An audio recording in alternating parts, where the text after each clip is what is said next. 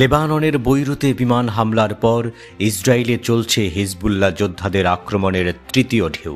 তাদের কয়েক লাগাতার মারাত্মক রকেট হামলা ইসরায়েলকে ছিন্ন ভিন্ন করেছে। চলছে ড্রোন হামলাও। লেবানন থেকে ড্রোন উড়ে গিয়ে নাহারিয়া অ্যাপার্টমেন্টে ধ্বংসযজ্ঞ চালিয়েছে। দুই পক্ষের মধ্যে উত্তেজনা বেড়ে যাওয়ায় ইসরায়েল ও লেবানন তীব্র লড়াইয়ে অবরুদ্ধ। লেবানিজ ইসলামিক প্রতিরোধ সংগঠনটি বলছে, এসব অভিযান গাজার ফিলিস্তিনিদেরকে সমর্থন এবং লেবাননকে রক্ষা করার জন্য তাদের চলমান প্রতিশ্রুতির অংশ।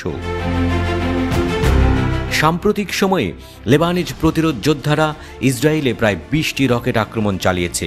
ইসরায়েল প্রতিরক্ষা বাহিনীর দাবি, পশ্চিম গ্যালিলিতে লেবানন থেকে রকেটের ব্যারেজ নিক্ষেপ করা হয়েছে।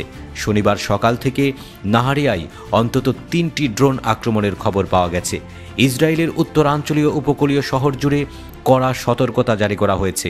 প্রতিরোধ যোদ্ধাদের তীব্র আক্রমণে ইসরায়েলে ক্ষণে ক্ষণে বেজে উঠেছে জরুরি সাইরেন। সেই সাইরেনের আওয়াজ শুনে তটস্থ ইহুদি বসতি স্থাপনকারীরা যুক্তরাষ্ট্র সম্ভাব্য যুদ্ধবিরতির আলোচনার জন্য উভয় পক্ষকেই সংযমের জন্য আহ্বান জানিয়েছে।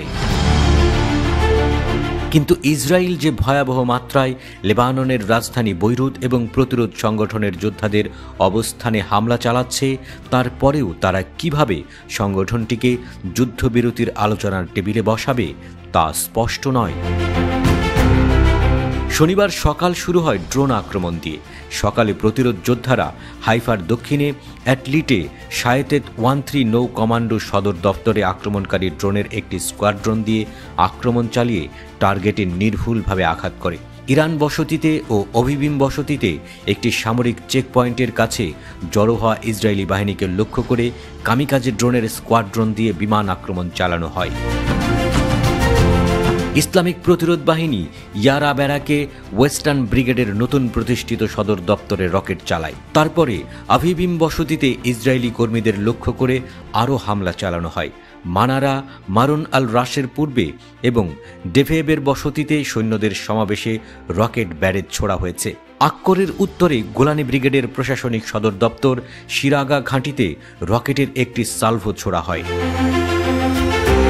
হাইফার 35 কিলোমিটার উত্তর পশ্চিমে কৌশলগত নজরদারি কেন্দ্র স্টেলা মারিস নৌঘাঁটিতেও রকেট আক্রমণ চালানো হয়। কার্জরিনের বসতিতে, রামিম ব্যারাকে, ডুভেব ব্যারাকে, মার্কাভা শহরের পূর্বে ইয়ারা ব্যারাকে, নতুন প্রতিষ্ঠিত ওয়েস্টার্ন ব্রিগেড সদর দপ্তরে ইসরায়েলি সৈন্যদের উপরেও রকেট ব্যারেজ দিয়ে আক্রমণ করে প্রতিরোধ যোদ্ধারা।